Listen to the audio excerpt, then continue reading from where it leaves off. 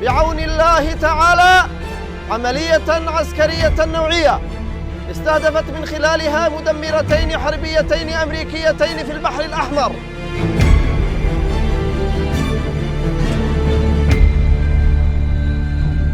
आज़ाद world India में आप सभी का खैर मकदम है। आपके साथ में आदिल खान आज़ाद। यमन के हूथी मुजाहिदीनों ने एक बहुत बड़ा हमला किया है।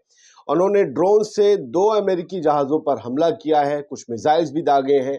दोनों जहाज़ों को नुकसान पहुंचने की खबर है। ये जहाज़ कोई आम जहाज़ नहीं है, बल्कि अमेरिका का गुरूर यानी उसकी नेवी के जहाज़ हैं, जिनमें हौथीज़ के हौसलों ने तोड़फोड़ मचा दी है। खबर के मुताबिक यमन के हौथीज़ ने एक मिलिट्री ऑपरेशन चलाया और रेड सी यानी लाल सागर में 2 अमेरिकी वॉरशिप और डिस्ट्रॉयर को निशाना बनाया। अंसारुल्लाह मूवमेंट के मिलिट्री स्पोक्स पर्सन हैं याहिया सारी, जिन्हें आप आमतौर पर देखते होंगे। इनका एक बयान सामने आया है। इनके बयान में जो कुछ है वो हम आपको थोड़ा सा बताएंगे, लेकिन यमन के इस बार 2 मंत्रियों ने भी कहा है कुछ, वो भी आपको सुनाएंगे। याहिया सारी ने आज सुबह एक वीडियो भाषण में कहा कि दोनों अमेरिकी जहाजों को कई नेवल मिसाइलों और ड्रोन से निशाना बनाया गया है और ये निशाना सटीक बैठा है। بعون الله تعالى عملية عسكرية نوعية استهدفت من خلالها مدمرتين حربيتين أمريكيتين في البحر الأحمर। साथियों, यमन में 2 सरकारें हैं, आपको पता है। एक जो अमेरिका की दोस्त है और दूसरे हूथीस है। हूथीस के कंट्रोल वाले हिस्से की सरकार के कम्युनिकेशन मिनिस्टर हैं मुज़फ़र अल निमिर। इन्होंने जो कहा है वो आप जरूर सुनिए।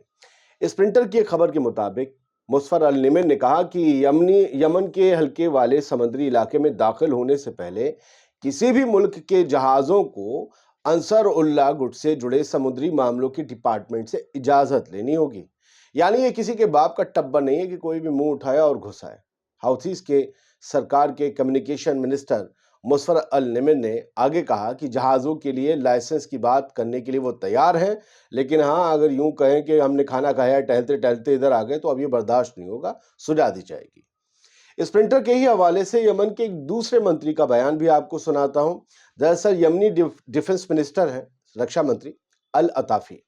इन्होंने कहा है कि हम अमेरिकियों और ब्रिटिशों को वार्निंग देते हैं कि हमारे नेवल जो गुट है, नेवल फोर्सेस, उनके बीच जो टेंशन है वो फ्यूचर में और ज्यादा भयानक और तकलीफदेह होने वाली है। दोनों देशों के साथ वो सब कुछ होगा जिसका तसव्वुर उन्होंने अपने ख्यालों में अब तक नहीं किया, यानी अमेरिका और ब्रिटेन के साथ। अल अताफी ने कहा कि अगला फेज टेंशंस के बड़े पैमाने पर बढ़ने के लिए पूरी तरीके से खुला है और यमनी फौज के पास कई ऐसे तुरुप के इक्के हैं जो उसने अभी तक खेले ही नहीं हैं, और जब ये खेल ले जाएंगे तब असल खेला हो जाएगा। बाजी पूरी तरीके से पलट जाएगी और लाल सागर वाकई में लाल हो जाएगा। अब कुछ खबरें यहां से लाइव सीधे सीधे। याहिया सारी ने जो कहा है उसे आप समझ लीजिए। याहिया सारी यमनी आर्म्ड फोर्सेस के स्पोक्स पर्सन है, जनरल हैं। उन्होंने कहा है कि हमारी नेवल फोर्सेस ने और मिसाइल फोर्सेस ने और एयर फोर्सेस ने एक जबरदस्त क्वालिटेटिव मिलिट्री ऑपरेशन चलाया और इसमें हमने यूएस के यानी अमेरिका के 2 वॉरशिप डिस्ट्रॉयर्स पर टारगेट किया, रेड सी में टारगेट किया। The operation was carried out with a number of naval missiles and drones. Naval missiles और ड्रोन्स के जरिए हमने इस हमले को अंजाम दिया। ये उनके फोटो के साथ एक बयान आया है जो आपने पढ़ा होगा। उन्होंने वही कहा कि हम सिवाय अल्लाह के किसी से नहीं डरते हैं, हस्बुनल्लाह व निअमल वकील। हमारा जो होगा वो होगा, लेकिन हम फलस्तीन और फलस्तीनियों के हक में इस जंग में कूदे थे और ये जंग जारी रहेगी जब तक फलस्तीन से, गजा से इजराइल वापस अपने उन इलाकों में नहीं जाता जो उसे खैरात में दिए गए थे जब वो 75 साल पहले आए थे। ये याहिया सारी के बयान। खैर, आपने उनके बयानों को कई बार सुना होगा, जो मेरे साथ चल रहा है हल्की आवाज में वो भी अब आप सुन रहे होंगे। तो ये यमनिया, इजराइलिया, बरतानिया, अमरीकिया, ये आप 4-5 लफ्ज आप समझ लीजिए। और हर रोज वो अपने बयान के आखिर में डेट भी बोलते हैं, पढ़ते हैं, ताकि लोगों को ये यकीन आ जाए कि ये आज का थोड़ी देर पहले का ताजा बयान है, और बाकायदा जहाजों के नाम भी लेते हैं। في تقديم الدعم والإسناد للشعب الفلسطيني الذي يتعرض حتى هذه اللحظة للعدوان والحصار। अब इस फोटो को देख लीजिए। ये फोटो, इसकी खबर आपने पहले देख ली थी। ये फोटो है, कुछ बाहुबली जैसा किरदार है जिसके ऊपर यमन का झंडा लगा है। ये तलवार लेकर बाब अल मंदब के इलाके में खड़ा है जो रेड सी की तरफ को जा रहा है, और यहाँ पर इन्होंने बाब अल मंदब हो या अदन की खाड़ी हो, ये तलवार लेकर या तो सुरक्षा कर रहा है या फिर हमला करने के लिए वो तलवार लिए हुए है। 3 जहाज दिख रहे हैं, एक पर बरतानिया का झंडा है, दूसरे पर अमेरिका का झंडा है और बीच में कंटेनर है इजराइल का। तो इन तीनों के लिए दीवार बनकर ये योद्धा, ये वॉरियर खड़ा है, और ये हैं यमन के हूती। इन तस्वीरों के जरिए, एआई जनरेटेड तस्वीरों के जरिए बताया जा रहा है हौसले क्या है। अच्छा, एक मिलिट्री मार्च भी यमन के हौथीस निकाल रहे हैं। ये 120 किलोमीटर का है, ये सना से मारिब तक जा रहा है। इसके बारे में हमने पहले आपको कुछ बताया था, तस्वीरें दिखाई थी। ये नई तस्वीरें हैं, ये शहर शहर से गुजर रहे हैं। ऐसा लग रहा है हूती जोड़ो यात्रा निकाल रहे हैं।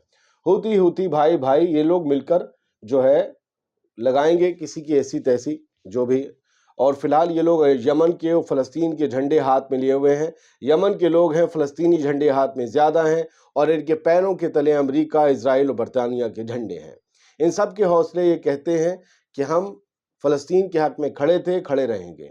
लिखा जो है वो ये है कि military March of symbolic units of the central military district covered more than 120 kilometers from the capital Sana'a to the Marib governorate Falasha।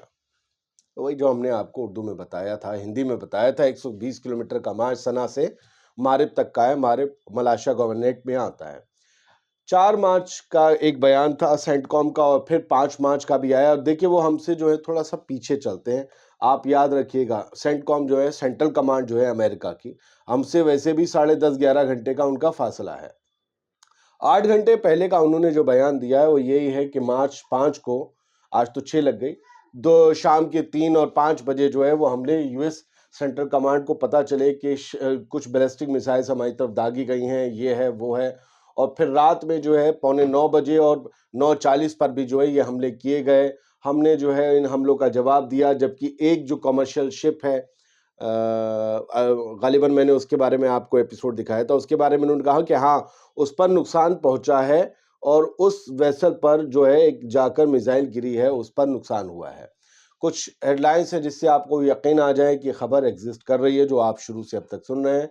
The Jerusalem post सबसे बड़े अखबारों में शुमार है इजराइल के। उन्होंने खुद लिखा, Houthis carry out qualitative military operation targeting 2 warships, US warships in Red सी।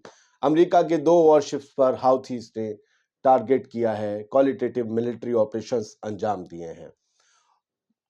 हाँ, 1-2 और हेडलाइन राइटर्स की हेडलाइन भी है, और इसके अलावा मैं राइटर्स की ना दिखा के अल अरेबिया न्यूज़ की दिखा दूं तो उन्होंने भी लिखा है कि भाई जो है यमन के हाउथीज ने एक क्वालिटेटिव मिलिट्री ऑपरेशन किया है, टारगेट किया है, जिसके जरिए यूएस के वॉरशिप्स को। असल में मैं चाहूँ तो आपसे डायरेक्ट यहाँ देखकर बात कर सकता हूँ, कुछ भी बोलूँगा, कुछ ना लगाऊं, लेकिन ये हेडलाइंस पढ़ना, दिखाना, इस बात की तस्दीक होती है कि मैं कहना तो नहीं चाहता, लेकिन बाज़ बेवकूफ़ अब भी ये आते, अबे यार ये खबर फेक है, वो उसी टाइप के, वो भक्त मंडली के ही होते हैं। ये फेक है, क्या सुना रहे हो, ये वो। अरे मेरे भाई, कितना भी सस्ता फ़ोन होगा तेरे पास, गूगल तो होगा ना, उसमें गूगल जाके सर्च कीजिए सर। और मेरे से क्या करना है, मुझको मत सुनो, खुद पढ़ना शुरू कर दो। मुझ जैसे पढ़ाने सुनाने वाले कम हो जाएंगे, मेरे को क्या पढ़ा है ना। आप लोगों ने पढ़ना छोड़ दिया है, इसलिए हम दिन भर पढ़ते रहते हैं, और ये आपको दिखाने का मकसद है हेलो फ्रेंड, हाय फ्रेंड करके। नहीं सर, हमने यूट्यूब से शुरुआत नहीं की है जो हम कुछ भी दिखा दें। 15 साल देश के बड़े न्यूज़ चैनल्स में रहे, जब रहना मुश्किल हो गया तो अना से सौदा नहीं किया, छोड़ दिया, सच बोलने के लिए इस प्लेटफॉर्म को चुन लिया। मैंने अपनी ज़िंदगी के ज़्यादा साल न्यूज़ चैनल्स में सीनियर एंकर, सीनियर प्रोड्यूसर के तौर पर गुजारे। मैं चैनल्स का नाम बताने वाला था, रुक गया। खैर, शुक्रिया। अपने आप को यहाँ पर बेचना नहीं है, आप लोगों से गुजारिश है हाँ कि ये है QR कोड, हमारे चैनल लेवल की ही एडिटिंग टीम है। अगर आप उसे सपोर्ट करना चाहें ताकि वो और अच्छा काम करे तो प्लीज़ इस पर चाहें। Thank you very much. बिआउनिल्लाहि तआला अमलियतन अस्करियतन नौइया استهدفت من خلالها مدمرتين حربيتين أمريكيتين في البحر الأحمر